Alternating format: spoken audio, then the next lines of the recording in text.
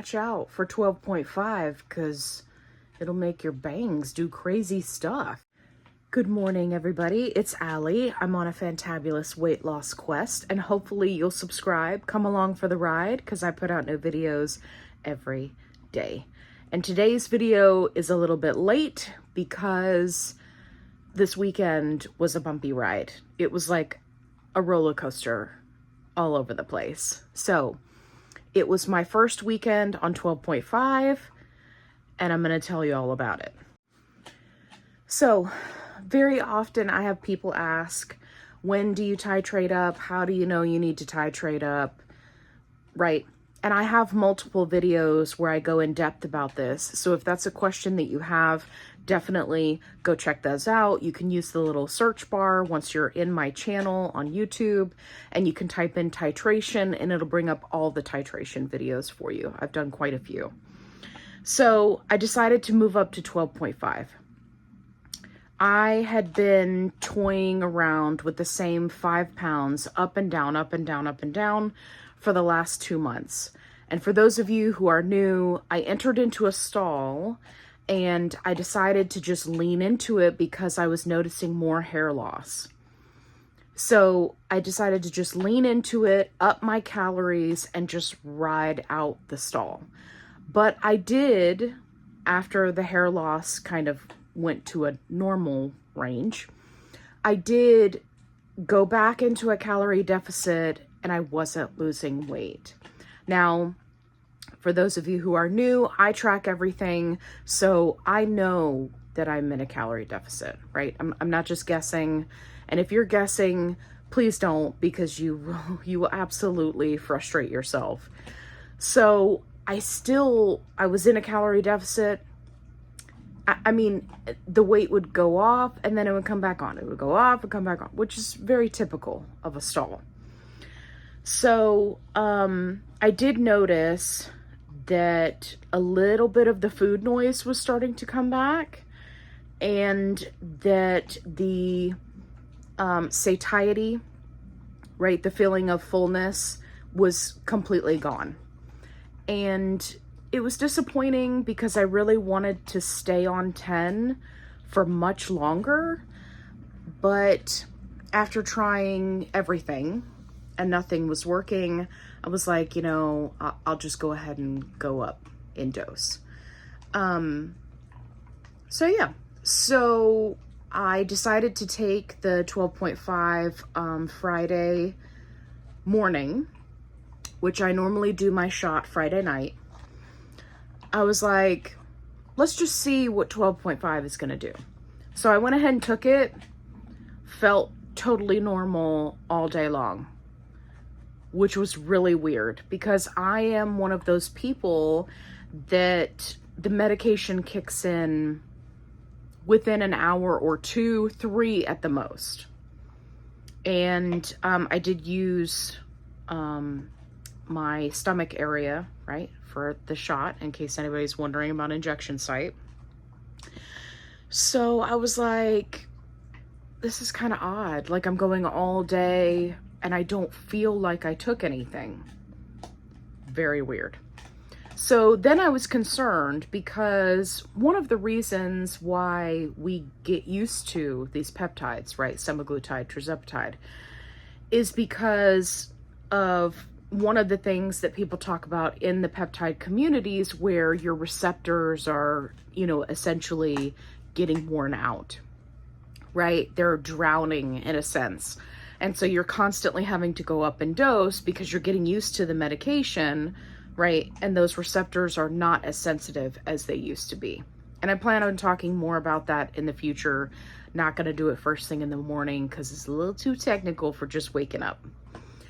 So anyway, so I was a little bit concerned and I was like, well, all right. I mean, I've only got one more dose to go up from here currently. They are working on higher doses of Tirzepatide, but right now 15 is the cap. So I was like, okay, we'll just see how this pans out. So well into the night, it's just starting to kick in and I'm like, okay, I'm going to be smart about this. I'm not going to eat something heavy. I just decided to do a protein shake for dinner because one of the things that happens to me when I do my injection is A, it usually kicks in very quickly, and B, if I eat something like a large meal or very protein heavy on that very first injection night, I will not be feeling well for many, many hours afterwards. So I was like, you know what? I'm going to take it easy. I'm just going to do a protein shake. Went to bed, thought everything was fine. And I was like, okay, well, I guess I'll see if I have my normal, joint pain and fatigue the next day. So woke up Saturday morning and my shoulders, like the actual shoulder joint, extremely sore.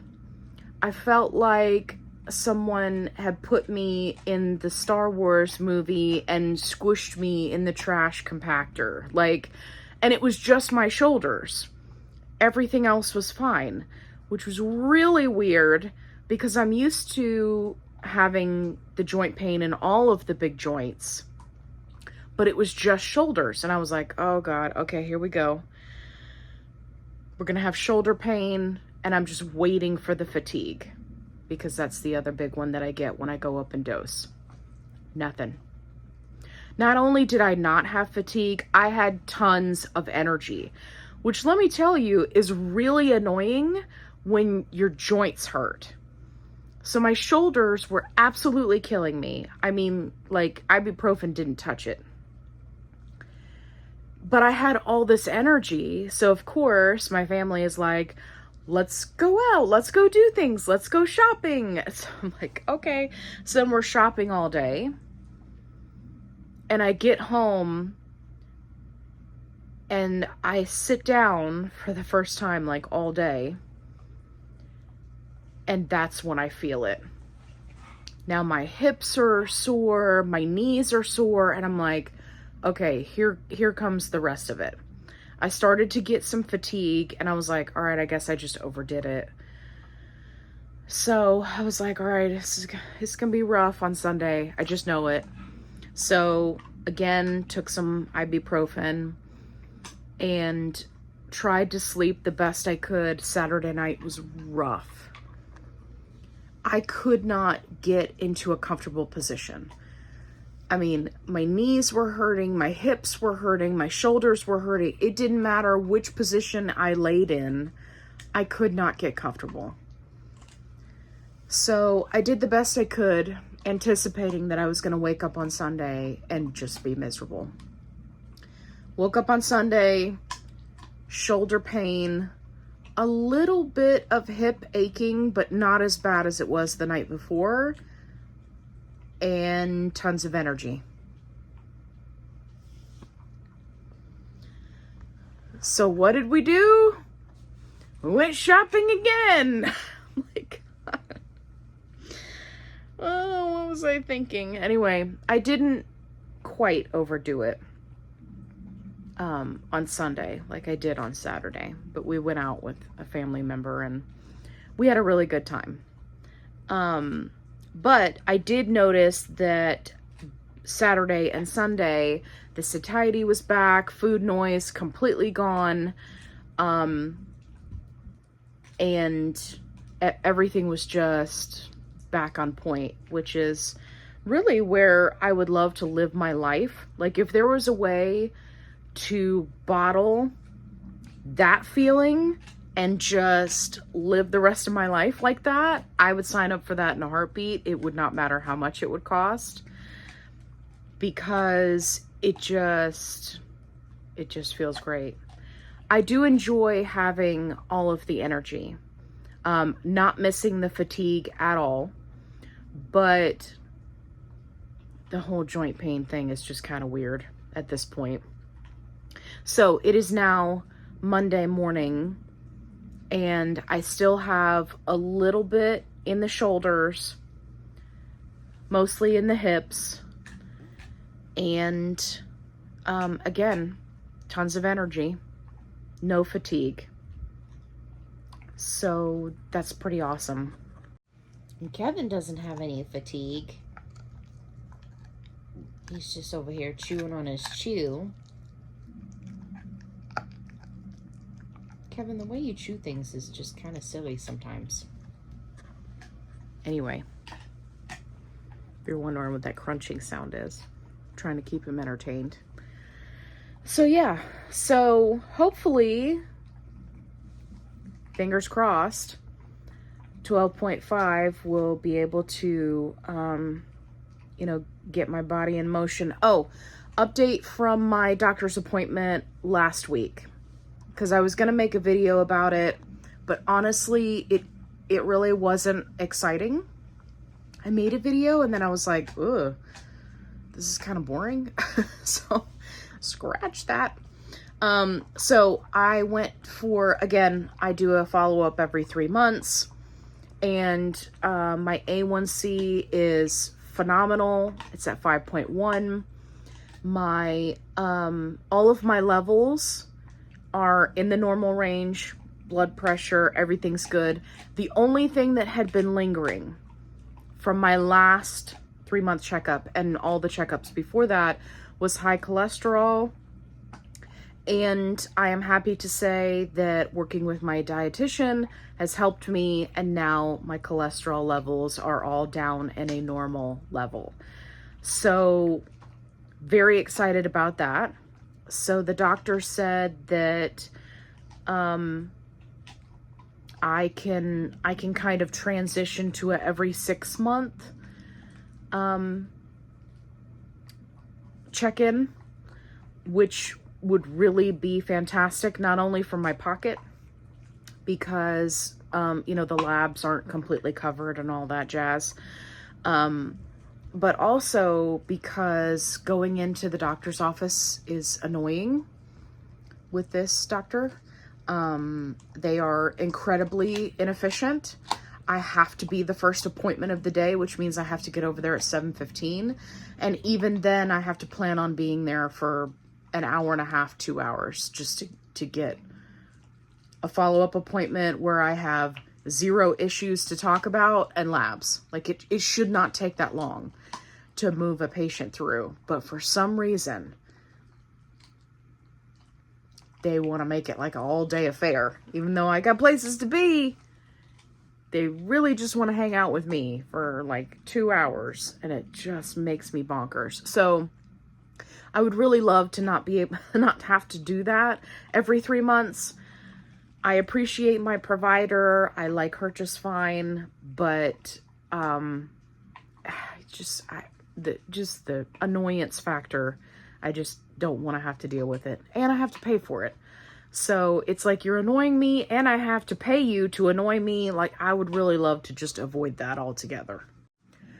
So assuming that everything continues to go well and I don't have any issues, for some reason she's very concerned about being at higher doses and having low blood sugar.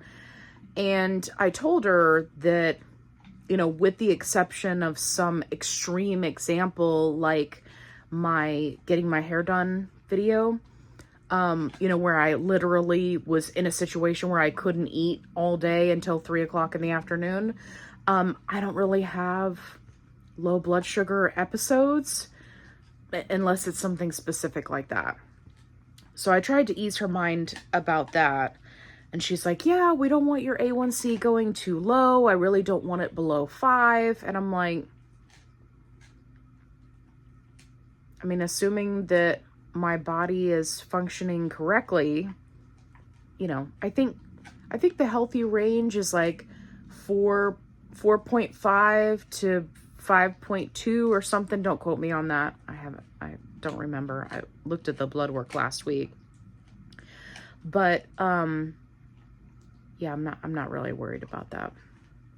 It's not on high on my priorities list. If it became an issue, I would be concerned, but I'm not worried about it. And I'm sure that there will be at least one person who has this question, so I'll go ahead and address it. In the beginning, I was talking about being concerned and not really wanting to move up to 12.5, because I don't want to get to maximum dose and max out. Yes, you can max out once you get to the highest dose and you get used to the highest dose, right? It's an endocrine medicine. So it will continue to work, meaning that, look, what are you doing? Are you getting crazy? Kevin, are you just crazy? You better not. You better. Okay, sorry. It's an endocrine medicine. So, eventually you get to the highest dose, you get used to the highest dose. It continues to work, meaning that it will, control your insulin and your blood sugar and all that, but you lose all the side effects like satiety, weight loss, right? So yeah, not looking forward to that. And yes, I wanted to also answer the question of you can gain weight on a GLP-1 medication. I saw somebody post in one of the support groups where they had maxed out on dose and they, had lost all the side effects, and they were like, "Oh my gosh, I'm gaining weight."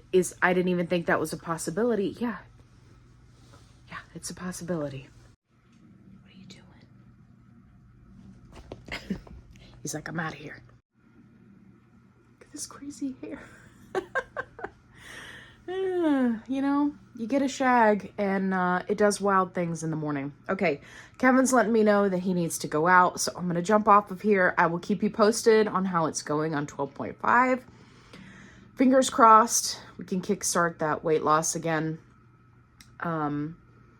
If you are looking for a positive-only support group, I've got you covered. Link is in the description box below. If you haven't already, subscribe. Otherwise, you'll miss more awesome mornings with my crazy hairdo. And also with Kevin. Right, buddy?